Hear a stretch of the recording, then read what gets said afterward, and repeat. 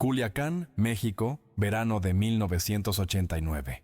Lo que sucedió en 10 segundos dentro de un gimnasio destartalado del barrio La Lomita cambió para siempre la forma en que el mundo entendería la diferencia entre talento y voluntad. Ese día, ante cámaras estadounidenses que habían venido a documentar la superioridad técnica del boxeo moderno, un campeón olímpico con manos de mercurio aprendió que hay golpes que no se miden en velocidad, sino en consecuencia. Las paredes de ese lugar olían a cal vieja, mezclada con el sudor de 3 generaciones de peleadores sinaloenses. Los carteles descoloridos de peleas históricas colgaban torcidos, testigos silenciosos de un teatro donde el orgullo se jugaba cada tarde. Afuera, el calor del desierto convertía el asfalto en espejo líquido, pero adentro reinaba una atmósfera distinta, densa, cargada de expectativa, como si el aire mismo supiera que algo estaba por romperse. Antes de continuar, quiero que te preguntes algo. ¿Alguna vez confundiste el silencio de alguien con debilidad? ¿Pensaste que porque una persona no alardeaba, no gritaba sus logros o no respondía a las provocaciones, era vulnerable? Déjame tu respuesta en los comentarios y cuéntame de dónde nos estás viendo. Y si quieres descubrir cómo termina esta historia donde la arrogancia se encontró con la realidad más cruda del boxeo mexicano, suscríbete ahora porque lo que vas a presenciar no es solo una lección de combate. Es una clase magistral sobre qué significa realmente ser imparable.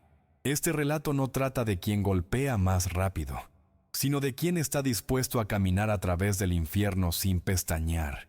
Y créeme, pocos hombres en la historia del ring han encarnado esa verdad como Julio César Chávez.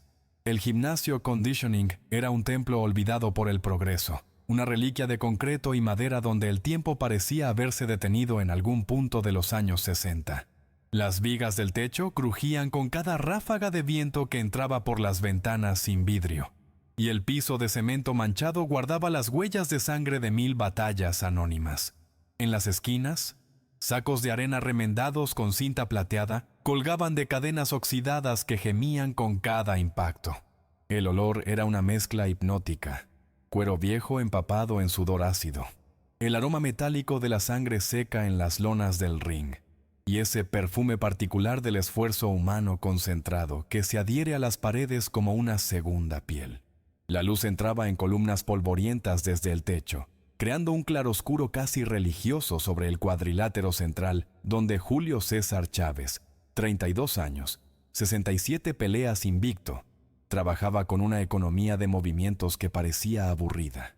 Afuera, Culiacán hervía bajo un sol que derretía las intenciones, pero dentro de ese espacio sagrado flotaba una tensión diferente.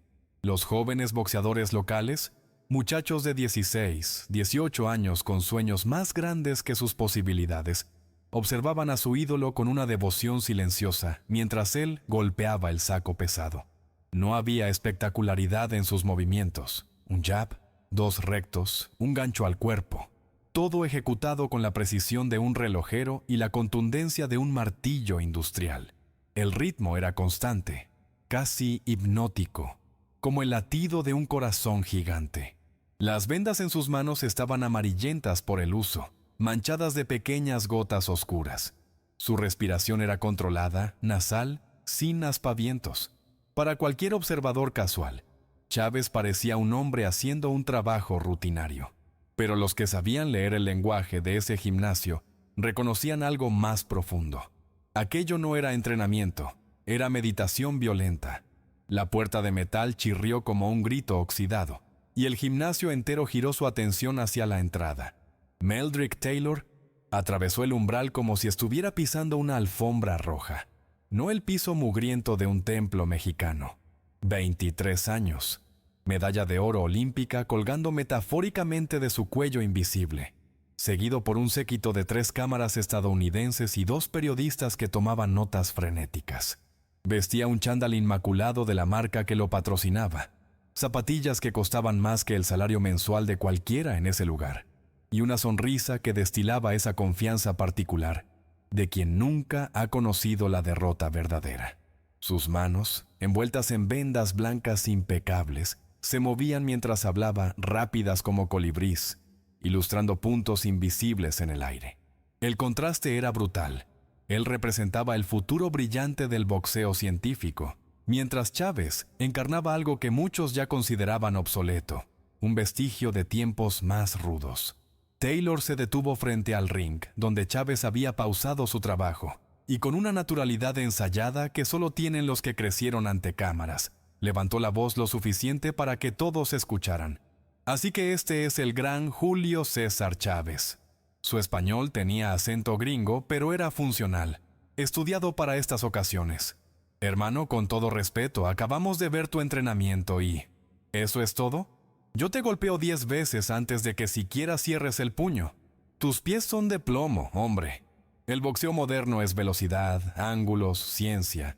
Esto que haces aquí, señaló el saco como si fuera una antigüedad en un museo, es prehistoria. Los jóvenes boxeadores mexicanos se tensaron visiblemente, sus mandíbulas apretadas, pero ninguno se atrevió a hablar. Chávez simplemente se secó el rostro con una toalla raída, sus ojos oscuros fijos en Taylor, sin parpadear, sin expresión aparente, como si estuviera evaluando algo que el visitante aún no comprendía. ¿Qué tal un sparring de exhibición?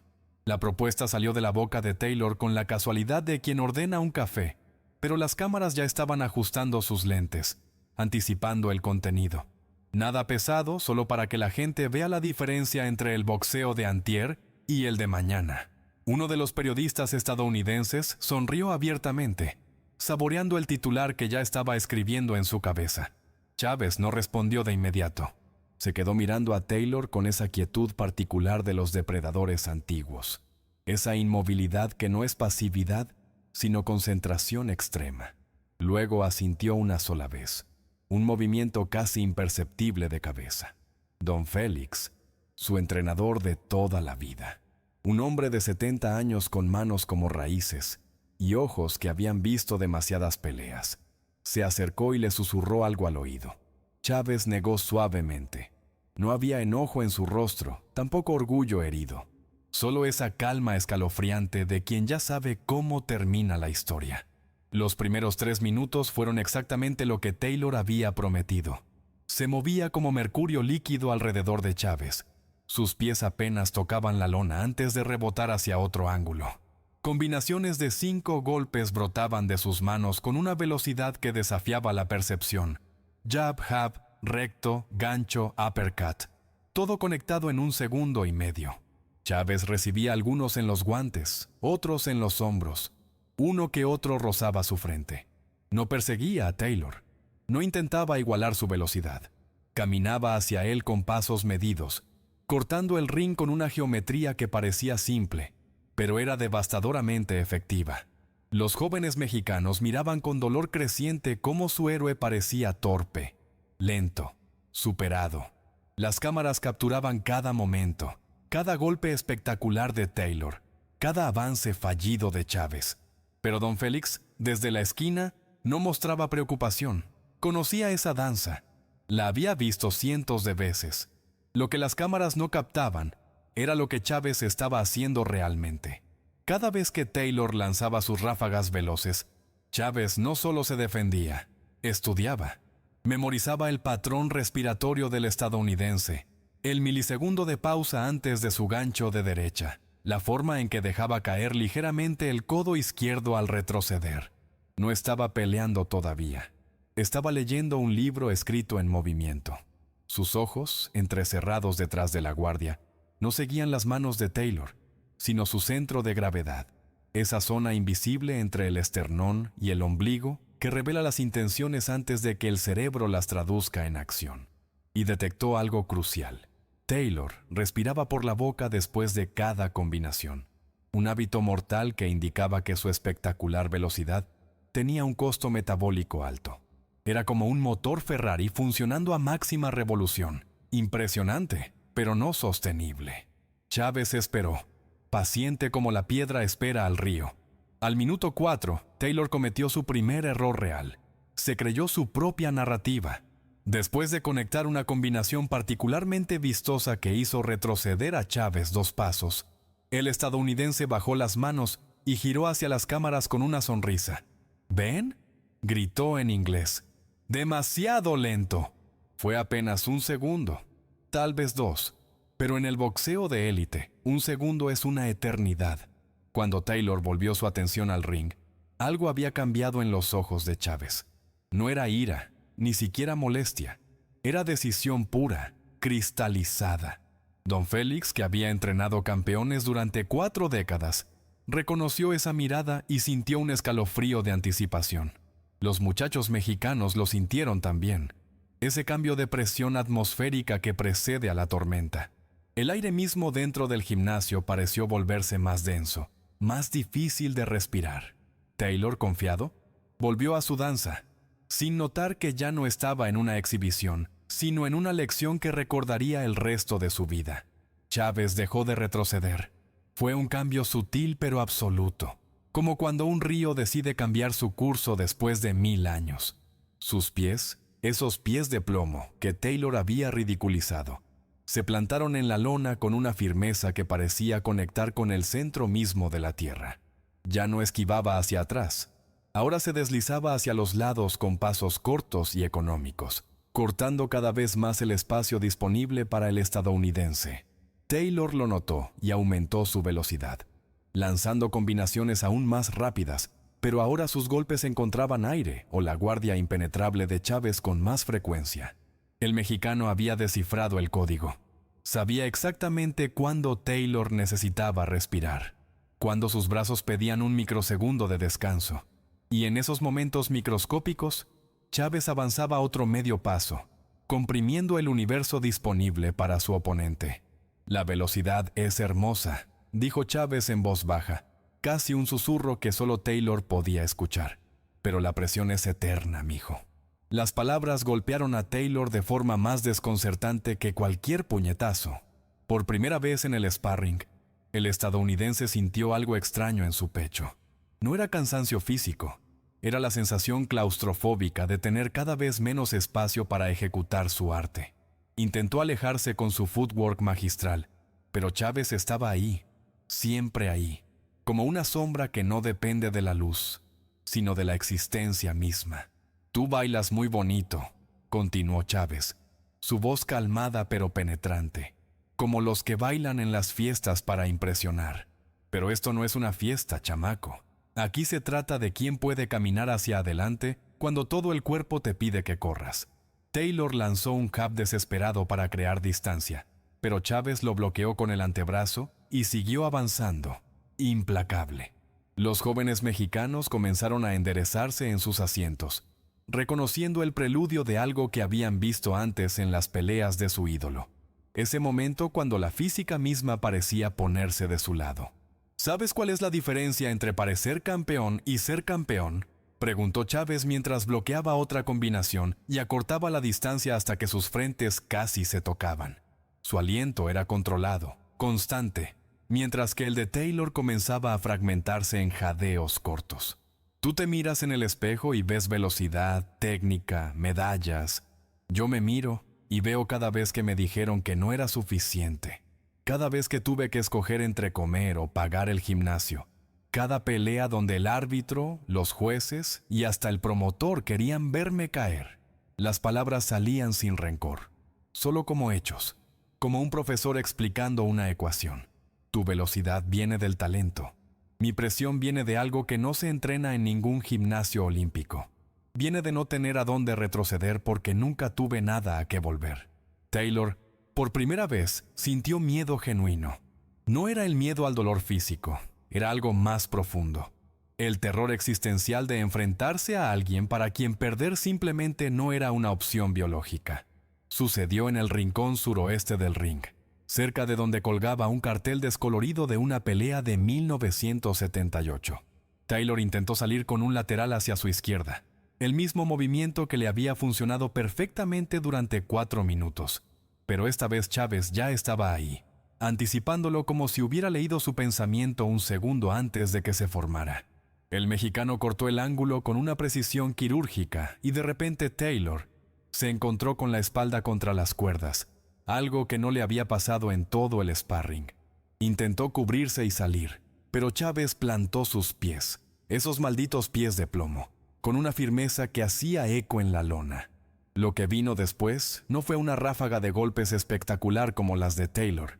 Fue algo mucho más aterrador. Fue metodología aplicada con intención asesina. Un jab corto al esternón para fijar la posición, otro para confirmar la distancia exacta. Y entonces, Chávez torció su cadera con una rotación que comenzó en sus talones, viajó por sus piernas como electricidad por un cable, y liberó toda esa energía acumulada en un gancho de izquierda al hígado. El impacto sonó diferente a los otros golpes del sparring.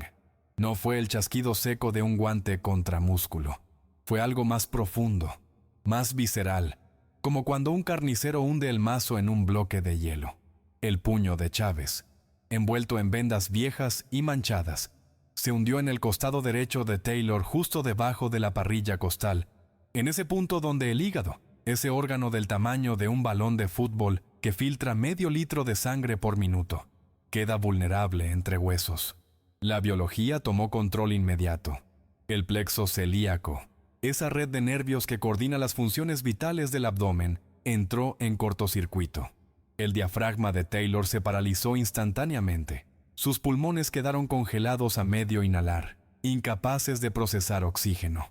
Sus piernas, que habían bailado como las de un velocista olímpico durante 4 minutos, se convirtieron en gelatina inestable. No fue decisión.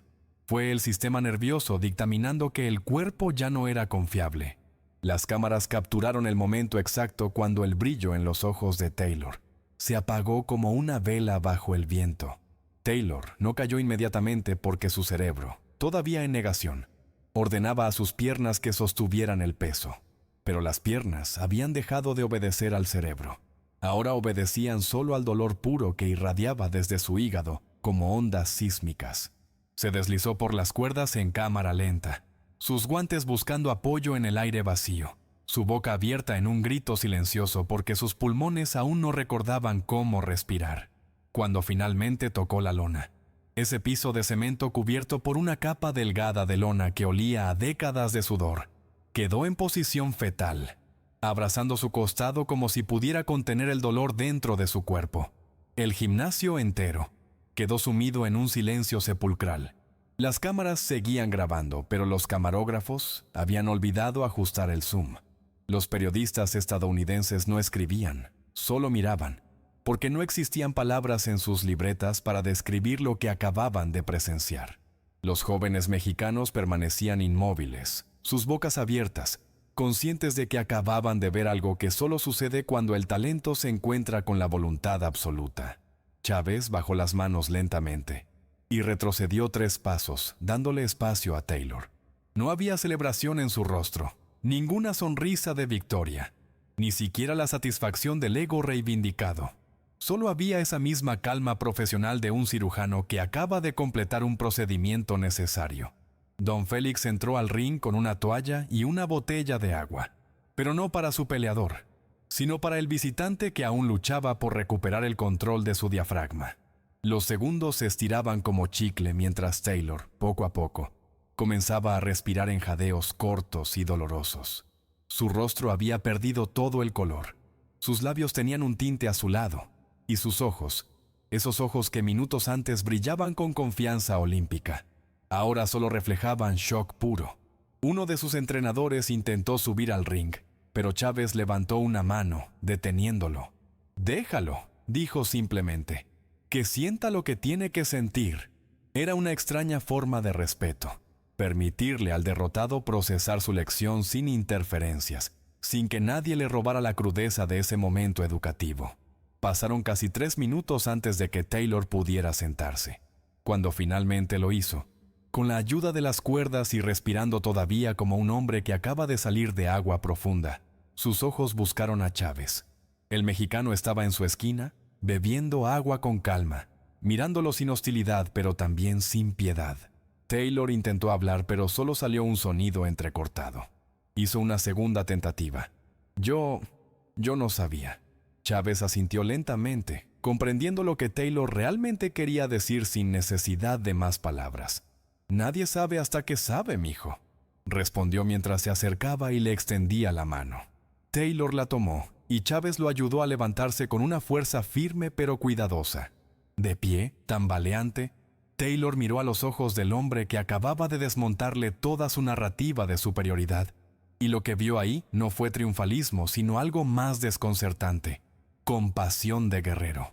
«Tienes talento de verdad», dijo Chávez, «pero el talento solo te lleva hasta donde llega tu comodidad. Después de eso, solo queda la voluntad». Las cámaras seguían grabando, pero el material nunca saldría en la forma que los productores estadounidenses habían planeado. Taylor, todavía sosteniéndose el costado donde el hígado palpitaba con un dolor que sabía duraría días, hizo algo que sorprendió a todos. Inclinó su cabeza en una reverencia genuina, no la inclinación superficial de cortesía, sino la profunda de quien acaba de recibir una enseñanza que cambiará el curso de su vida. Los jóvenes mexicanos, conteniendo el aliento durante minutos, finalmente estallaron en aplausos que retumbaron contra las paredes descascaradas del gimnasio. Pero Chávez levantó una mano pidiendo silencio. «No aplaudan esto», dijo con voz firme, «porque esto no es victoria sobre él. Esto es solo un recordatorio de que en este deporte, como en la vida, no gana el que se mueve más rápido.